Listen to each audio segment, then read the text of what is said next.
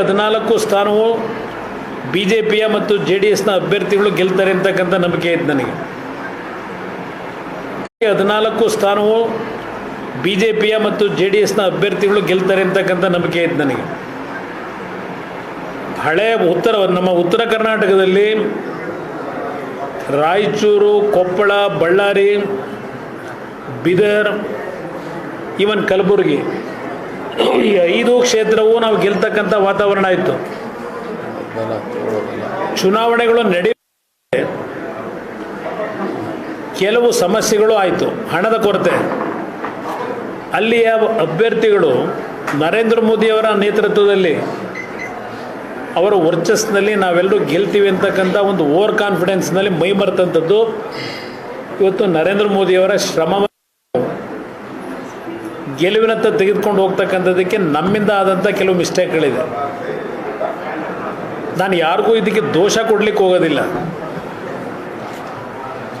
ಇದೆಲ್ಲವನ್ನು ನಾನು ಸಾರ್ವಜನಿಕವಾಗಿ ಚರ್ಚೆನೂ ಮಾಡಲಿಕ್ಕಾಗೋದಿಲ್ಲ. ಅದರಿಂದ ಈ ಒಂದು ಚುನಾವಣಾ ಫಲಿತಾಂಶ ಒಂದು ಕಡೆ ಆಡಳಿತ ಪಕ್ಷದ ಇವತ್ತೇನು ರಾಜ್ಯದಲ್ಲಿದೆ ಕಾಂಗ್ರೆಸ್ನ ಆಡಳಿತ 20 ಸ್ಥಾನಗಳನ್ನು ಗೆಲ್ತೀವಿ ಅಂತ ಏನಿದ್ರು, ಜೊತೆಗೆ JDSನ ಸಂಪೂರ್ಣವಾಗಿ ಸರ್ವನಾಶ ಮಾಡ್ತೀವಿ ಅಂತ ಏನು ಹೇಳ್ತಾ ಇದ್ರು. ಅದಷ್ಟೇ ಅಲ್ಲ, JDS ಪಕ್ಷದ ಬಗ್ಗೆ ಹಲವಾರು ರೀತಿಯ ಅಪಪ್ರಚಾರಗಳನ್ನು ಮಾಡಿದ್ರು.